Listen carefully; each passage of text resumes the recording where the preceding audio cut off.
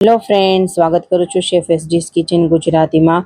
તો આજે ફ્રેન્ડ્સ આપણે બનાવીશું ઇન્સ્ટન્ટ ઉપમા। એટલે કે તમે ટ્રાવેલ કરી રહ્યા છો કે હોસ્ટેલમાં છો તો ફક્ત ઉપમા લેવાનો છે અને અંદર ગરમ પાણી મિક્સ કરવાનું છે તો આપણો રેડી ટુ ઈટ ઉપમા એકદમ બનીને તૈયાર થઈ જશે અને એકદમ સસ્તા ભાવમાં ઘરે બનશે।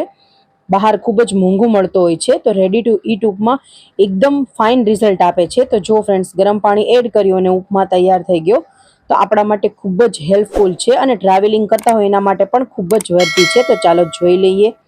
તો સૌથી પહેલાં આપણે ઉપમાનો વઘાર કરી લેવાનો છે। તો એક પેન લઈ લઈશું, એમાં તેલ ઉમેરી દઈશું 2 ચમચા। તેલ એકદમ ગરમ થઈ જાય એટલે અહીંયા મેં રાઈ ઉમેરેલી છે।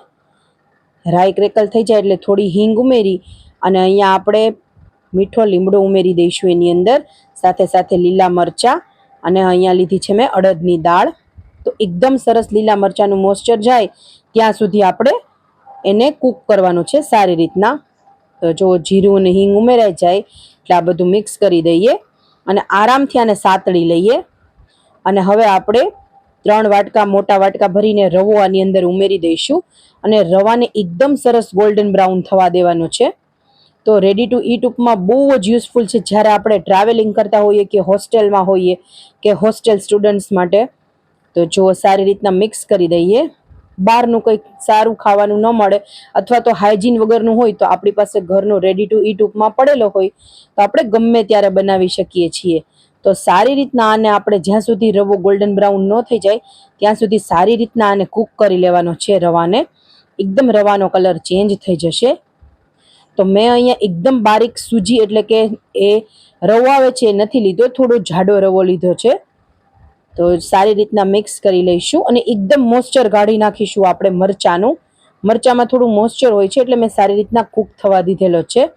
હવે આપણે એની અંદર મસાલામાં થોડું ધાણા જીરું ઉમેરી દઈએ અને મીઠું સ્વાદ પ્રમાણે ઉમેરી દઈશું।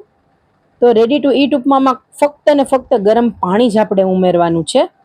તો જુઓ, આપણે આને પણ સારી રીતના મિક્સ કરી લઈએ।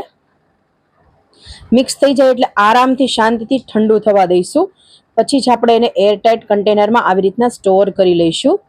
તો તમે ઇન્સ્ટન્ટ ઉપમા પણ કહી શકો છો। તો જુઓ, હવે આપણે આને આવી રીતના સ્ટોર કરી લઈએ। તો આ એક જ રવાના પેકેટમાંથી આટલો ઉપમા બનેલો છે અને તમે 5 થી 6 વખત આરામથી આ ઉપમા બનાવી શકો છો એટલો બને છે।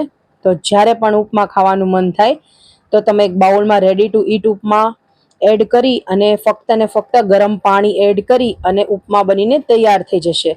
તો રેસીપી કેવી લાગી મને કોમેન્ટ બોક્સમાં જરૂરથી જણાવજો। ઇન્સ્ટન્ટ ઉપમાની રેસીપી સારી લાગી હોય ઉપમા પ્રીમિક્સની તો વિડીયોને લાઇક કરવાનું બિલકુલ ના ભૂલતા। ફ્રેન્ડ્સ, આવી જ બહુ જ મસ્ત હેક્સ રેસીપીઝ હું આ ચેનલ ઉપર અપલોડ કરતી રહું છું, તો બેલ આઇકન દબાવવાનું બિલકુલ ના ભૂલતા। તો જો આપણે રવામાં ફક્ત ને ફક્ત ગરમ પાણી ઉમેરી અને 2 જ મિનિટ રહેવા દઈએ તો બહુ જ મસ્ત રેડી ટુ ઈટ ઉપમા એટલે કે ઇન્સ્ટન્ટ ઉપમા, ઇન્સ્ટન્ટ પ્રીમિક્સ કહી શકો, એ બનીને તૈયાર થઈ ગયું છે। તો એક આપણે મોટા ચમચા જેટલો ઉપમા ઉમેરેલો છે તો કેટલો બધો રેડી ટુ ઈટ ઉપમા બનીને તૈયાર થઈ ગયો છે।